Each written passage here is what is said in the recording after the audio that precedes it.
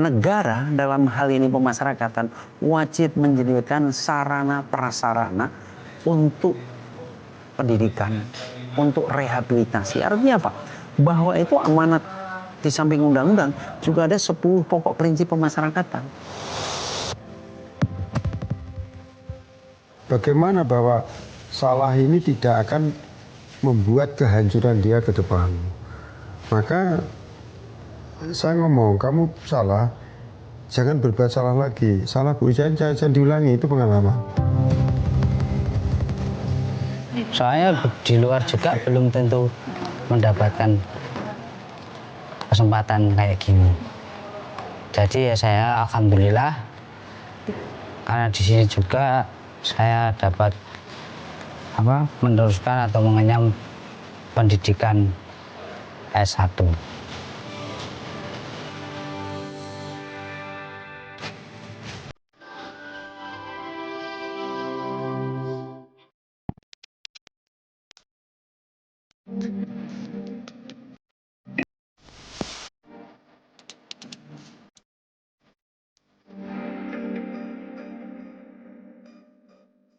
Dipersembahkan oleh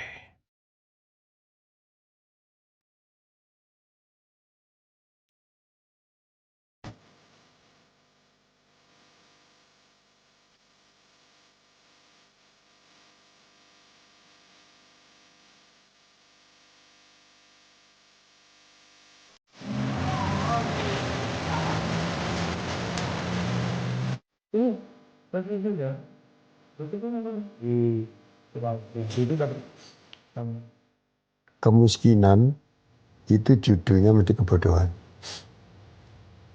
Ini. Jadi kalau kita lihat orang yang hari ini mungkin tidak mengenyam pendidikan tinggi dan sebagainya, ini dia akan jadi korban perubahan. Korban perubahan ini pengangguran, kemiskinan. Ini satu paket. Kemiskinan itu akan hilang manakala di situ ayahnya, penanggung jawabnya ini meninggal. Tidak akan meninggalkan kemiskinan lagi.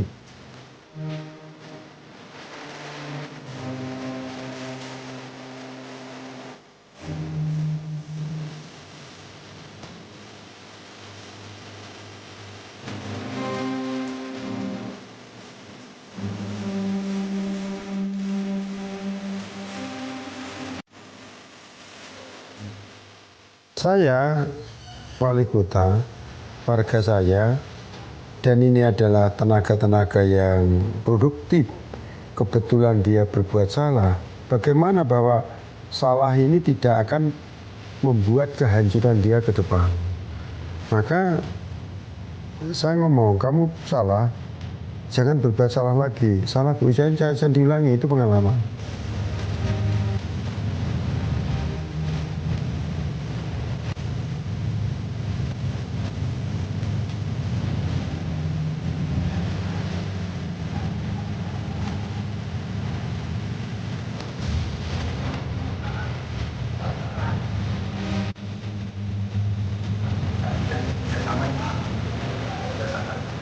Ada 10 prinsip pokok pemasyarakatan. Itu di poin 4, itu ada negara tidak boleh membuat lebih buruk daripada sebelum masuk ke dalam batas. Terus di poin 10-nya, itu negara dalam hal ini pemasyarakatan wajib menyediakan sarana prasarana untuk pendidikan, untuk rehabilitasi. Artinya apa? Bahwa itu amanat di samping undang-undang juga ada 10 pokok prinsip pemasyarakatan. Lapas kelas 1 Madiun ini bekerja sama dengan Dinas Pendidikan Kota Madiun untuk menyelenggarakan pendidikan S1 jurusan agribisnis. Dari segi tanamannya apa, jadi kan dosen nggak bisa menilai, dosen menilai kan dosennya dari luar kan.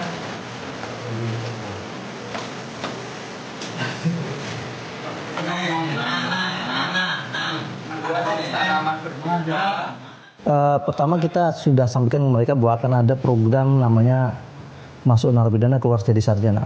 Itu yang pertama. Yang kedua, kita fokuskan pada mereka-mereka yang memang berdomisili atau punya KTP Kota Madiun. Yang ketiga, setelah itu kita asesmen tuh mereka-mereka. Setelah memenuhi persyaratan yang sudah kita tetapkan, kita asesmen terkait dengan kesiapan dan juga antusiasme mereka untuk mengikuti perkuliahan. Mengapa agribisnis? Karena memang kebetulan yang pertama yang memberikan peluang untuk ada program itu adalah ada jurusan agribisnis. Itu yang pertama. Yang kedua, ini nanti sangat relevan dengan kemampuan mereka ketika mereka bebas. Jadi mudah-mudahan ilmu S1 ini dapat mereka terapkan ketika mereka sudah kembali ke masyarakat. Karena memang kalau kita baca, kita pahami itu kan sekarang pemerintah sangat concern pada bagaimana pengembangan agribisnis, khususnya pertanian.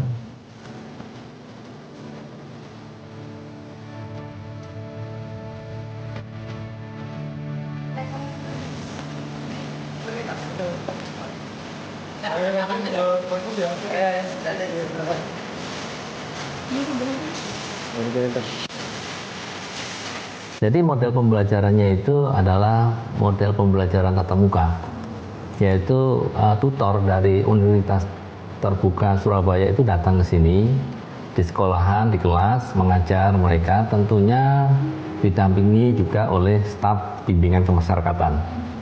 Ada juga beberapa mata kuliah yang diajarkan secara online. Jadi mahasiswa ini mengakses tugas melalui online, halaman resmi yang disediakan oleh Universitas Terbuka Surabaya.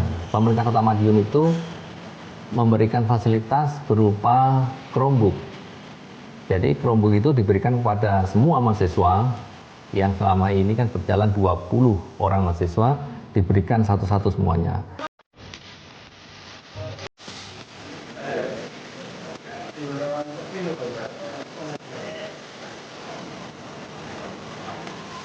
Perkenalkan, nama saya Purna Yuga Grianto, asal dari Madiun. Di sini saya mengikuti program pendidikan kuliah S1 Universitas Terbuka Surabaya.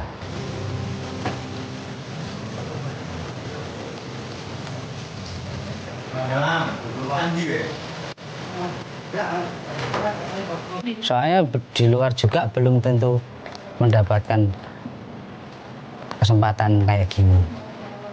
Jadi ya saya alhamdulillah karena di sini juga saya dapat meneruskan atau mengenyam pendidikan S1. Saya pribadi jika nanti sudah bebas, ya mungkin saya akan mencari pekerjaan sesuai kemampuan serta sesuai ilmu yang saya dapat selama di dalam lapas, khususnya semoga saya pribadi bisa menjadi lebih baik dan juga bisa membuktikan pada orang tua dan juga masyarakat yang memandang kita sebelah mata, dan kita juga punya hak untuk bahagia dan untuk sukses.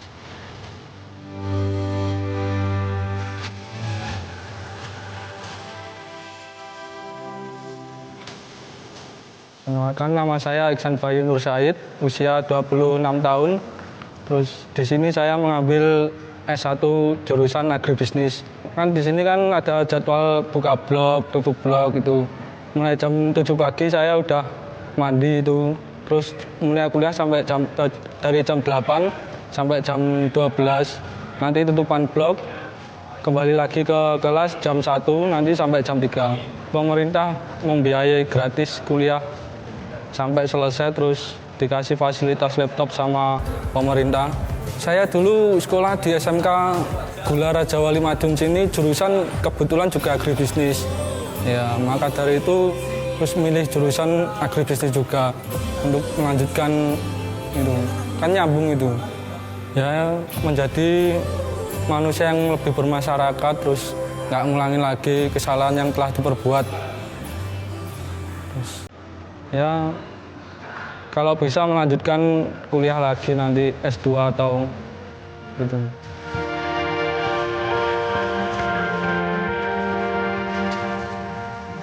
Saya mengikuti program dari Lapas Sapunadia ini. Alhamdulillah saya belajar menanam seperti terong sama kangkung, kacang pun juga.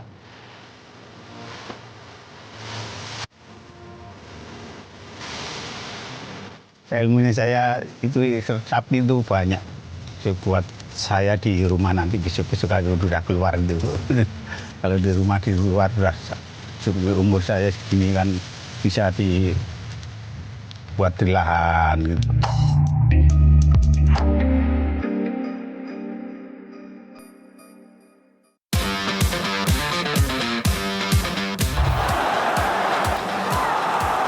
Kompetisi memanas pada tiap lini klasemen Eropa. Perebutan juara terus terjadi, membuka cerita baru di tiap laga pertandingannya. English Premier League pekan ketiga kembali menyuguhkan big match. Ikuti selengkapnya dari fakta pertandingan hingga cerita inspiratif para pemain.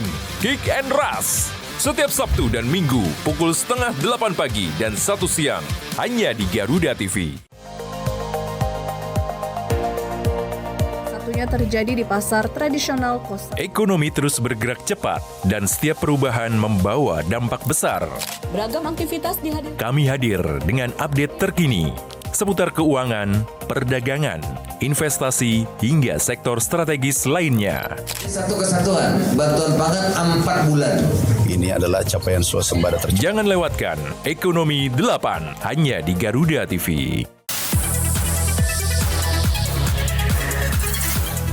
Dunia hiburan memang selalu penuh warna. Drama panggung yang tak terlupakan hingga cerita cinta yang menghebohkan. Rahasia di balik kesuksesan para selebriti. Sang penyanyi tampil memukau dengan balutan gaun berhiaskan berlian. Kehebohan apa saja yang terjadi saat ini. Saksikan Gosip Panas Selebriti hanya di Garuda TV.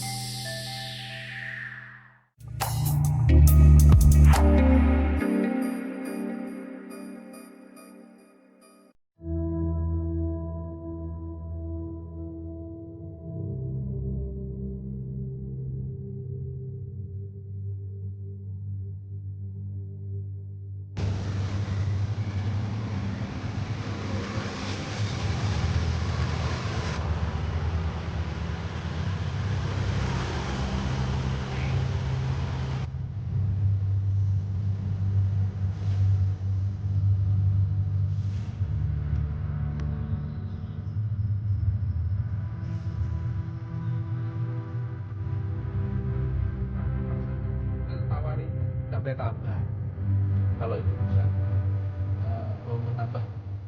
Sudah hampir dua tahun penuh ini dari pihak lapas memang dari awal sudah mempunyai keinginan untuk mengembangkan warga binaan dikaitkan dengan lahan yang ada di dalam lapas. Setahu saya di sana itu ada 1 hektar, mungkin lebih itu tanah kosong. Bagaimana bisa mengembangkan agar warga binaan itu juga disandingkan dengan program dari pemerintah pusat terkait dengan ketahanan pangan. Setelah warga binaan nanti bisa bebas, bisa mengembangkan ketahanan pangan di wilayah masing-masing.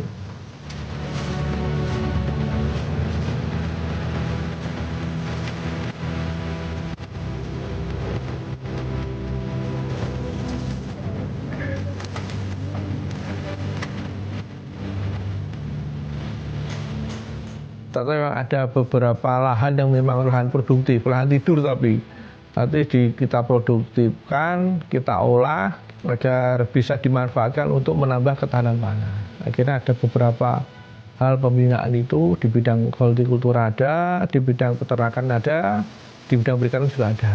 Saya lihat kemarin juga ada bagus, ada tekniknya kemarin juga dipadukan dengan model apa itu, jadi penanaman di dalam kolam sayur di dalam kolam, jadi terpadu, jadi penanaman, pengolahan, pertanian terpadu.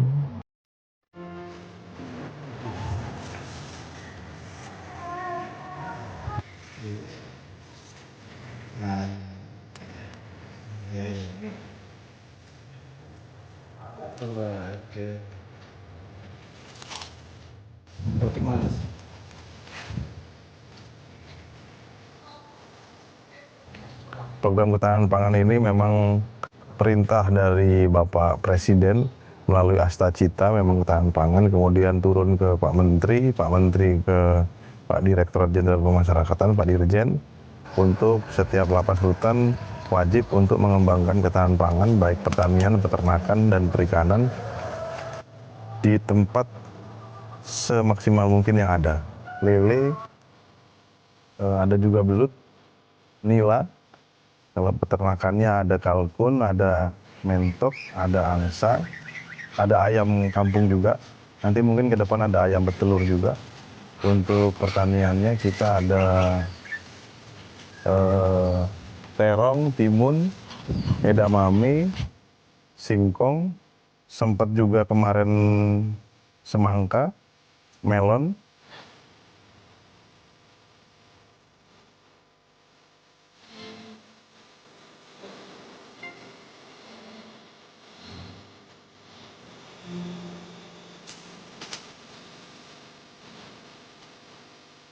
Di awal tahun, bulan Februari itu kita mandiri, belajar mandiri, petugasnya belajar juga dari YouTube, dari buku-buku, literasi, kemudian applicable ke narapidana. Untuk warga binaan, pastinya mereka ketika keluar dari yang sama sekali tidak bisa bertani, tidak ada kepikiran untuk beternak, ketika keluar salah satu ide mereka ketika keluar untuk menghasilkan pendapatan yaitu dengan cara bertani, belajar beternak ikan dan beternak ayam. Di luar itu untuk belajar mereka skill pastinya. Untuk kami menambah kegiatan mereka, jadi ketika mereka sore selesai berkegiatan, lelah mereka, tidak ada pikiran negatif, jadi menumbuhkan budaya disiplin kepada mereka.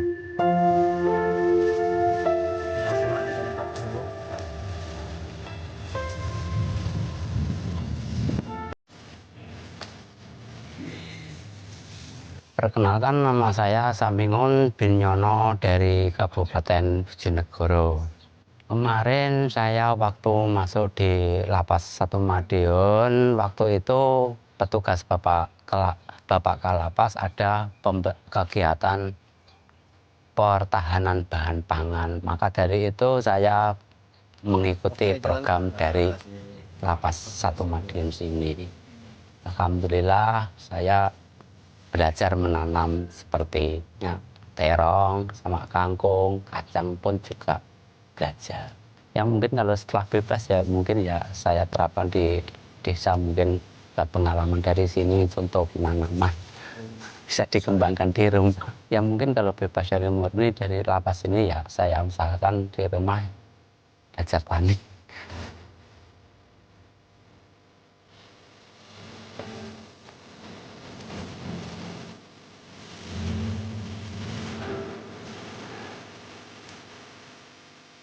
Nama saya Untung, asal dari Jombang.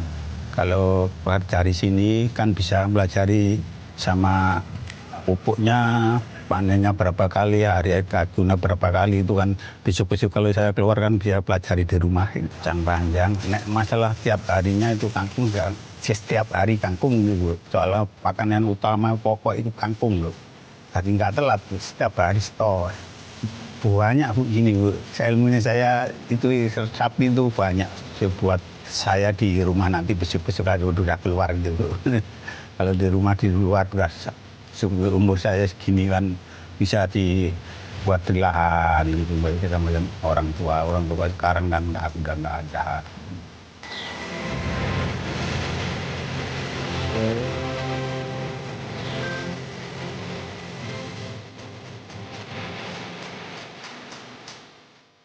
Karena memang kan kita tidak bisa lepas dari perkembangan teknologi ya.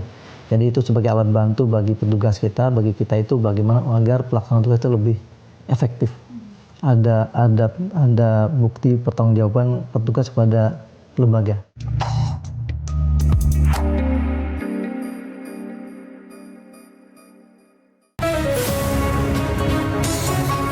Intip aktivitas Presiden, pertemuan khusus hingga kunjungan kenegaraan.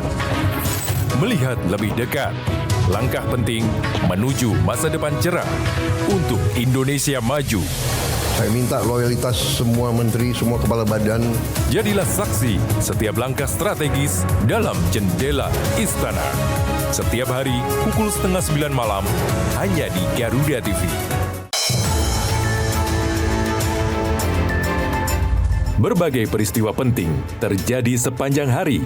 Angin puting beliung yang melanda Bangkalan juga merusak dapur. Berita faktual dan mendalam yang menjadi sorotan kami rangkum untuk menutup aktivitas Anda.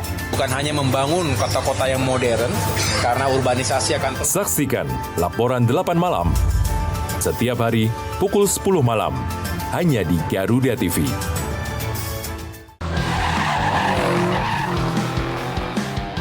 Temukan semua hal menarik tentang otomotif di sini.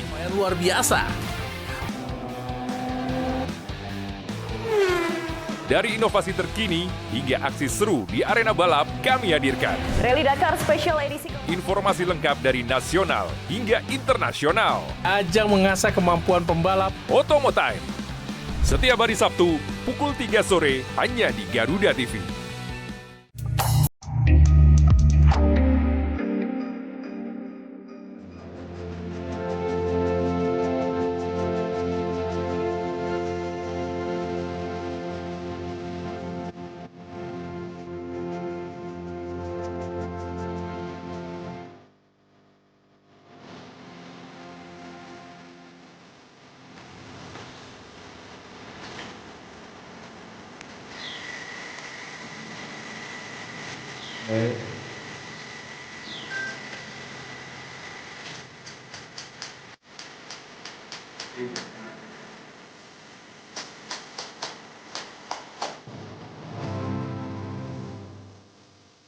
Ya, karena memang kan kita tidak bisa lepas dari perkembangan teknologi ya. Jadi itu sebagai alat bantu bagi petugas kita, bagi kita itu bagaimana agar pelaksanaan tugas itu lebih efektif. Ada bukti pertanggungjawaban petugas pada lembaga bahwa mereka sudah melaksanakan tugas. Nah, salah satunya dengan kita meluncurkan aplikasi kontrol lapas Madiun yang kita sebut dengan Sikomat. Keadaan aman kondisi.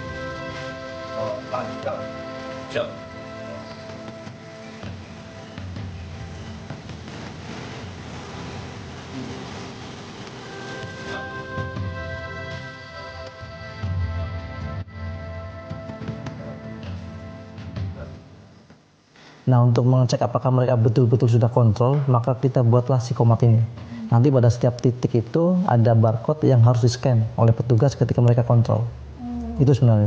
Karena memang kita ingin bahwa pelaksanaan tugas seluruh petugas ini bisa termonitor dengan baik. Jadi nanti setiap petugas itu ketika kontrol itu harus melakukan scan barcode yang sudah kita siapkan pada beberapa titik.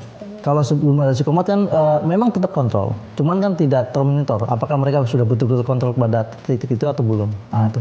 Nah, maka kita tentukan titik itu dengan cermat agar semua area bisa termonitor oleh petugas.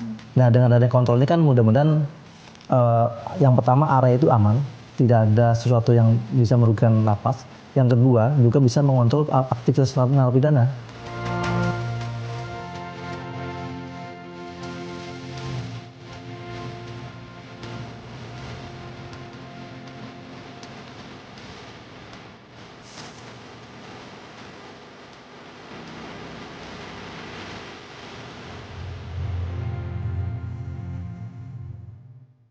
Kita akan kontrol nih, kemana?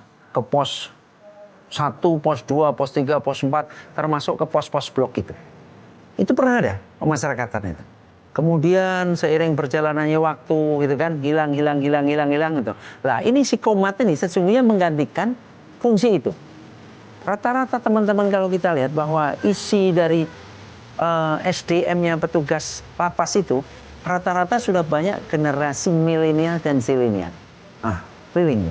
Karena dengan kontrol itu nanti ada data yang akan diisi di situ, itu bisa dimonitor oleh atasannya. Ini memaksa itu. Nah, dengan sering kontrol, otomatis pantauan terhadap keamanannya itu bisa berjalan dengan baik.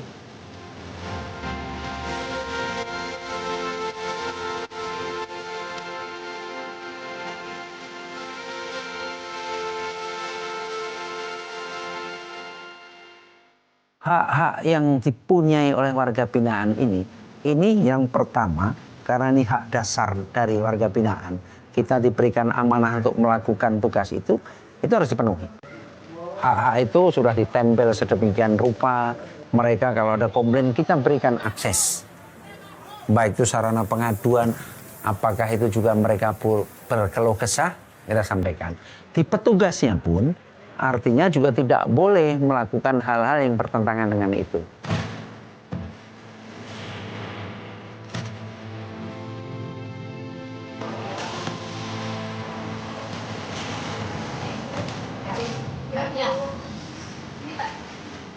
Bagaimana meningkatkan kesejahteraan? Pak Menteri dengan 13 program akselerasinya itu kan melibatkan warga binaan itu.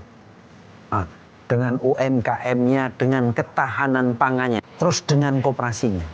Ini kan bahwa pimpinan kita, terutama Pak Menteri itu memang memberikan atensi yang khusus dan besar kepada kesejahteraan warga binaan. Mereka bukan hanya objek saja, tetapi juga subjek. Bagaimana warga binaan itu diberikan dukungan sepenuhnya. Makanya kalau mereka ikut kerja itu mendapatkan premi, itu tidak boleh diberikan semuanya. Harus ada yang ditabung sebagai bekal nanti ketika keluar kembali ke tengah-tengah masyarakat. Itu kan bentuk memberikan memberikan dukungan sepenuhnya kepada warga binaan. Sekolah juga boleh. Yang dia nggak lulus SD diberikan kejar paket A, di SMP kejar paket B, SMA kejar paket C.